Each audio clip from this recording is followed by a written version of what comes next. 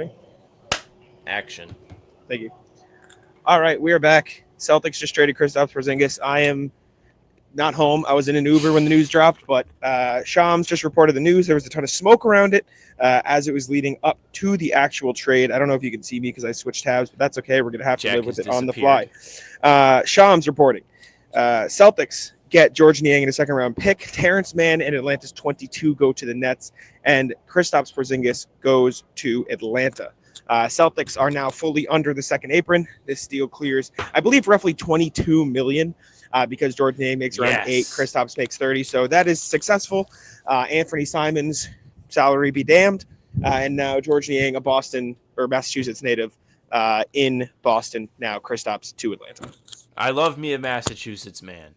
I've been clamoring for this sort of local tie on the Celtics for years now. Of course, Missoula's from Rhode Island. But look, Celtics, under the second apron, they got a pick back, second rounder. They're replenishing their second round stash. That's 3 within the last 24 hours that they've brought in.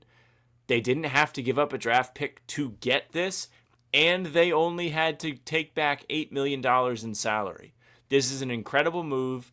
It means that they get to keep a lot of their roster together. It means Hauser's going to stick around. Right, or probably. You would have to imagine it's going to make it so Hauser sticks around. You're muted. Sorry, yes. That's the thing, though. That's the issue. Is they are now roughly, $7 million below the apron. They still need to sign Luke Cornett if they want to bring him back. They still need to sign Al Horford if they want to bring him back. So as much as this could be the end, I feel like they could still explore potential opportunities if they want to prioritize bringing those guys back over Hauser, or if Hauser just has good value right now. So I don't know if this is necessarily the end of the Celtics, but it could be, and that is something we couldn't say a day ago. This is, I don't know. I don't hate it. How do you feel? Do you have an initial feel on the trade at the moment? Sorry, I just got a message that I was trying to read. We probably get the same message. Yeah, I don't know. We can't both be doing that, unfortunately. I am. Whoa. I'm in a blender. What do you mean, whoa? You can't do this. You can't do that. Let me talk. Okay, what is Steve it? Bulpett, Celtics are trying to move into the lottery. Illinois guard Kasparek Jakunas said to be the target from Steve, who is that's a beat something. guy. We can do something on that as well, but this will have to be it for now. Kasparek Jakunas, Illinois guard, would make sense. I don't know what it would be. Maybe it's a Sam Hauser trade if they want to move up.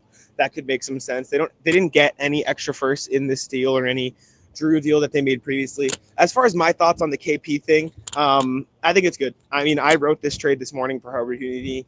I basically wrote that Brad's going to trade Kristaps to something or someplace that nobody expected, and I landed on the Hawks. And look at that. He went to the Hawks. I like it for Atlanta. I think taking a chance on KP now that Clint Capella's a free agent is a good thing. I think he'll help them add another defensive-minded body around Trae Young with, Risa Shea, with Daniels, with Jalen Johnson, in the offense. Will help give him a floor spacing big. So I think it's a win. For the Celtics, you get some wing depth and clear a ton of salary. And most importantly, they didn't give up any draft picks to get off Kristaps' contract. That's the most important thing. So credit Celtics, credit Brad Stevens. If they do end up moving up for Kasparek Jakunas, I would like that too. I think he's probably a little underrated at this point. He seems to have fallen out of the general realm of what people are paying attention to. So we'll have to keep an eye on that as well. But the draft is tomorrow, so we could know more then.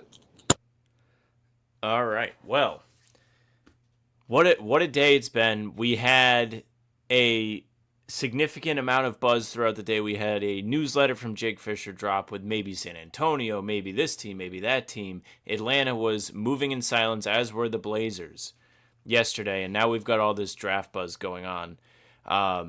We don't have to go super long, Jack, if you don't want. We can wrap here because, we did the breaker, and then I can fire up a stream shortly. That's okay. At this point, let's get to 8 minutes because that's around the length for a YouTube video. You can give your thoughts too. What do you make of this deal? We kind of knew, Mark Stein reported the whole Hawks thing a little bit before it happened. I like it generally for the salary reasons. This felt like always kind of the way they were going to go in a Kristaps deal in terms of dumping a salary and figuring it out from there. And at least Niang is a fun storyline. Shout out to the Nets too. The Nets did what we expected them to. Took on a bad contract for a first round pick. So. Yeah, so the Celtics didn't have to give up the first round pick, which is incredible. It makes me so happy. And I was so worried in this process that they were going to have to gut draft capital, and I stressed the importance of these guys being drafted, not having to pay them a lot of money, with the second apron just being this hoss of a figure that you have to put up with. They're now underneath it. They didn't give up any draft capital. They can continue to acquire talent through that process and also potentially do it slowly, quietly, sharply. They've got they have 2 picks right now, 28 and 32. The buzz is that they are looking to move up to draft the kid from Illinois. So maybe it's a thing. Maybe it's a thing. I don't know. I'm excited that they didn't have to gut anything, and they got a second rounder back, which can help them leverage potential trades down the line. Do we know what second yet? I believe it is 2031 Cavs. Sure, why not? All right. Cool. Good for Kristaps going to a spot where he should be somewhat effective if he's healthy. Good for the Celtics for shedding that salary. I think that's, again, the most important thing.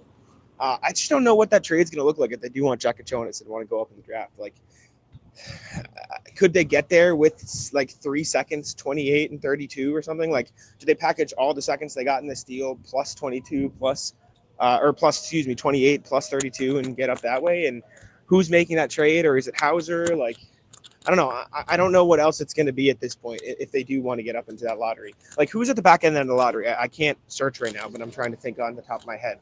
Like, 10 is the Suns now. Who's 11? Can you look it up? 11, I know Chicago's there. Portland is there at 11. Yep, Portland's 11. Chicago is 12. 12. You're right. I forget who's 13, 14, though. The Heat had one, and it now goes to the Thunder. I think the Thunder have 14. So it is Raptors 9, Suns 10, Blazers 11, Bulls 12, Hawks 13 via Sacramento, which that pick would have probably come in this trade if Spurs it was 14. Move. Spurs maybe 14. Is it like a Hauser to the Spurs angle for more shooting? I just don't know. I mean, if they do it in the next couple of days, they can trade Hauser as a minimum salary. So if it's Hauser for 14, that's something that Celtics Twitter speculated and could make sense. But we'll have to see. I don't know. Final thoughts on the KP deal before we get out of here? Thank him for his service. Thank you for game one, Kristaps. Might be a pretty good fit for him to play with Trae Young if he's healthy. So that could be fun for Kristaps. Good lob. You can wrap it up too when you're done. Yep. Good lob threat. Good rim protector for them. Sorry, I'm just in a blender with the breaking news. But I think the Celtics got a decent return. Niang can probably play some sort of extended minutes with Tatum not being in the lineup this year. They needed more bodies. And I'm happy with it. I'm happy that they didn't have to give anything up. I think that was my barometer for this trade. But that's it for us for now. Thank you. Thank you very much for listening and watching. Make sure you leave a like, comment, subscribe. Let us know what you think of the trade. Hit the bell and subscribe. We are here every day with new content. Breaking videos like these are going to be plentiful. So keep your eyes out. We have the draft tomorrow. Maybe more trades coming, maybe not. They have achieved the second apron goal. Double fists in the air. We're on Spotify and Apple too. All podcasts, game recaps, and breaking news updates will be there, so keep a lookout. Subscribe there. Leave a 5-star review. Email us, hbtcpod@gmail.com. Jack and I recording Wednesday for Thursday, so be on the lookout for that. Send us your thoughts on the trade. Send us your thoughts on the draft. We'll be reading them. You can find our socials at How About Them C's for Twitter, Instagram, and TikTok. Facebook's just the name of the podcast. All streams are there. They're on YouTube. They're on Twitter. Jack's Twitter's at Jack Simone NBA. Mine's at Sam LaFrance NBA. That's it for us. Bye. Oh, I have to end it.